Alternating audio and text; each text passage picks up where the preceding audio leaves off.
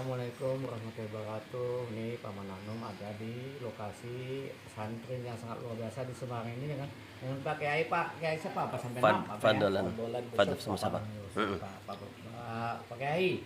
Ini wah luar biasa setelah kita melihat lokasi ini kita jadi terinspirasi nih kalau sampai yang bisa bukan menerangkan ya gimana ya menjelaskan ini gimana cerita membangun pesantren ini Pak Kiai.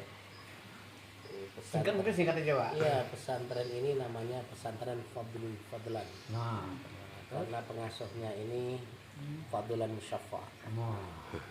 Jadi pesantren ini pesantren yang tidak begitu mengikuti pesantren-pesantren yang pola dulu atau pola yang lain. Saya sengaja untuk menciptakan bentuk pesantren yang menjawab tantangan zaman. Walaupun tantangan dunia, wah luar biasa ini. Sehingga agar supaya santri itu menjadi peran global, tidak hanya menjadi orang yang ada di lokal, maka harus tantangan dunia. Namanya pesantren ini adalah pesantren Fadlan, pesantren bilingual berbasis karakter salaf di Semarang. Oh iya nih. Maksudnya salah atau modern atau bilingual itu mirip seperti modern, berbahasa Arab, berbahasa Inggris, semuanya ini anak santri wajib berbahasa Arab, bahasa Inggris. Inggris sama bahasa Arab dulu. Ya, kemudian mereka dengan literatur semuanya literasinya pakai kitab kuning. Nah ini salaf. Jadi akhlak, Penggabungan ini ya. ya moralitas, Modern dengan akhlak, sifat dan tindak tanduk mereka semuanya pakai tradisi salaf. Kemudian pengembangan berikutnya kita memiliki tahfidz, bukan tahfidz. Jadi bilingual, kitab kuning dan tahfidz semuanya jadi satu di pesantren ini dengan program dari 6 tahun ya MTS dan Aliyah. Insya Allah semuanya 3 program terampung. Hafal Quran 30 juz, bisa baca kitab kuning, dia berbahasa Arab, berbahasa Inggris. Nah, dengan akhlak dan moralitas sikap seperti ulama-ulama dulu yang Nusantara kita. Iya, tapi pemikirannya bisa internasional. Ini yang luar biasa. Sekarang ini berapa santri nih Pak? Ada 1000 lebih 1000 lebih dalam waktu 5 tahun. 5 tahun didirikan ini. Dan pembangunan insya Allah moga-moga tidak akan selesai karena kami ingin mengembangkan satunya lebih banyak dan luas wilayahnya lebih layak untuk bisa puluhan hektar. Sekarang baru 4 hektar. Nah, kedepannya mungkin perjalanannya? Wallah alam, kami berencana pokoknya sampai layak untuk di atas 5.000 10.000 santri ya layaknya kan 10.000 santri luar biasa, alhamdulillah. Terus kalau kami bisa dari Nusantara ini karena santri ada dari seluruh Indonesia ada. Indonesia Timur dari Maluku juga ada, Papua ada, NTT juga ada, Kalimantan, dari Sulawesi, Ternate juga ada, Kalimantan Timur, Tengah Barat ada. Dari Sumatera itu dari Medan ya sampai Lampung sini ada semua. Ada semua santri sini. Sehingga ini miniatur Nusantara. Ya, dari sini. Berapa ustadz sini mau ikut terlibat ini? Ustadz yang ikut bantu saya di sini ada sekitar 80-an. 80-an. Nah, lalu jenjangnya ini pesantren terus gimana? Dari kecil dari RA itu sekitar TK ya, RA, MI, MTS, MA dan sedang proses perguruan tinggi. Sedang proses perguruan tinggi. Lalu prodinya apa dengan itu? Prodi pertama ada PAI. Ya itu ya Pak, singkatnya. Kan agama Islam ya. Agama Islam. Kemudian yang kedua itu politik Islam. Politik Islam. Karena kita semuanya itu hari ini politik itu menguasai negara dan diatur oleh partai politik, maka kita harus memberikan bekal kepada orang-orang yang senang cenderung kepada politik, artinya akan menjadi politisi mereka punya bekal. Jangan sampai terjun ke politik dia menjadi politisi tapi tanpa ilmu politik.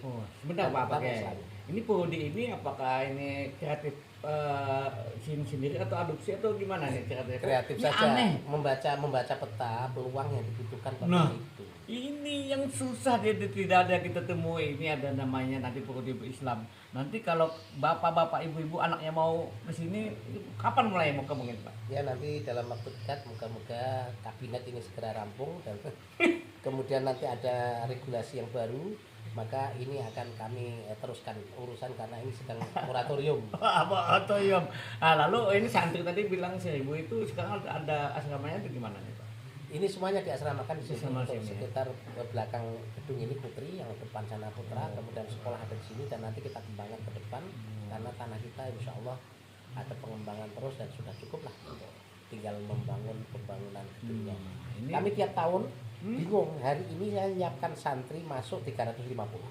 Kami tahun tiap tahun. 20. Iya, 350 santri tiap tahun. Terus Nah ini kami menyiapkan tempat tidur iya. asrama mereka. Rampung menyiapkan asrama mereka masuk, sekarang sudah masuk semuanya.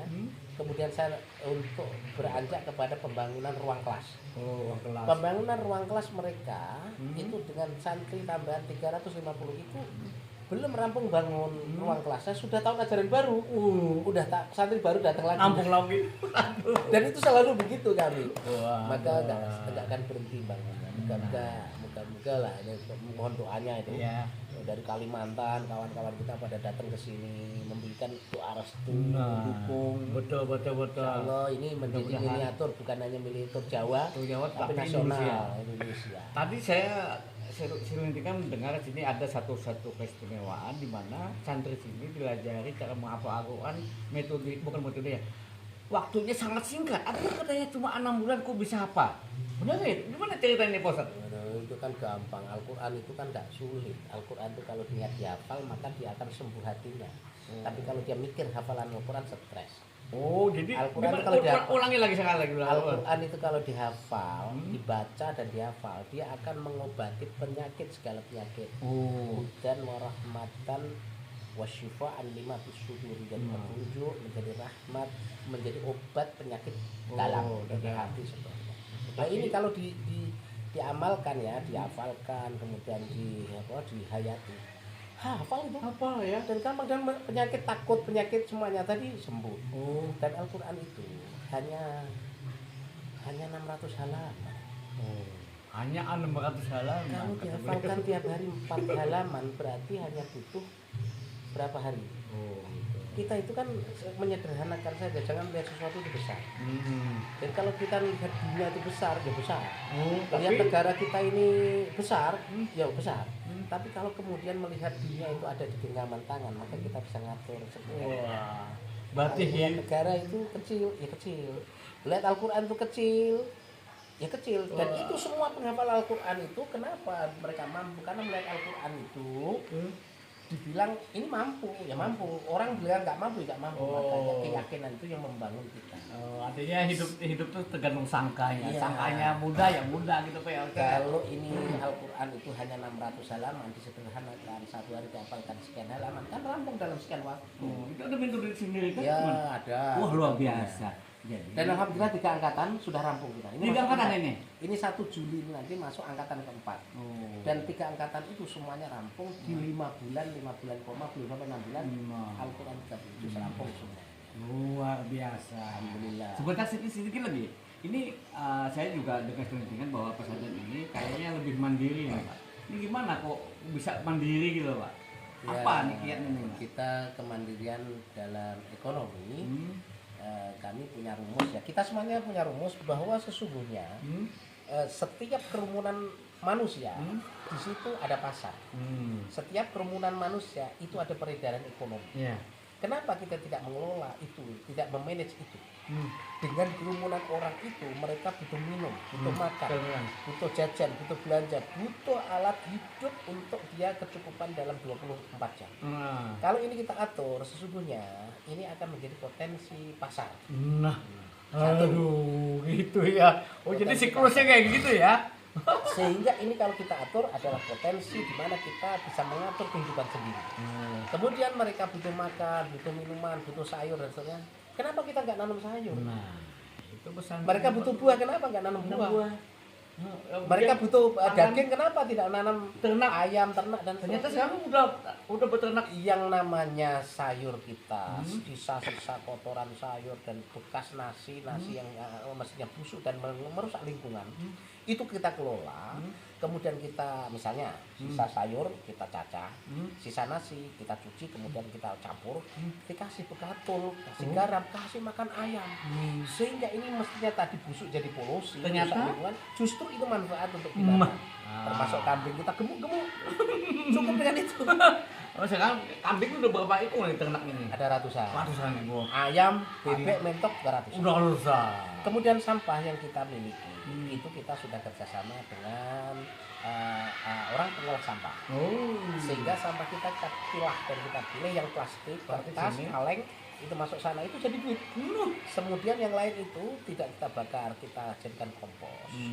Sehingga kita tidak merusak lingkungan, sementara kita dapat duit. Bukan duit. Dan bayar listrik itu semuanya sudah pakai uang kaleng tadi. Sampah bukan lagi masalah tetapi berkah. Berkah. Betul. Itu slogan kita. Beliau ini Sampah yang menjadi masalah menjadi berkah. berkah. Ya ini Ini slogan kita. pesantren kita yang sangat luar biasa. Mudah-mudahan ini menjadi inspirasi, menjadi mengedukasi, juga ini menjadi motivasi yang lain. Mudah-mudahan kita bisa berharap ini lebih berkembang dan ini menjadi bisa ditiru oleh pesantren-pesantren lain. Nah, untuk sementara inilah Paman Anom dan Ustadz. Ya, Kiai, Fadil. Kiai, Pak Haji. Kiai, Nah, Kiai. Inilah. Assalamualaikum warahmatullahi wabarakatuh. Assalamualaikum warahmatullahi wabarakatuh.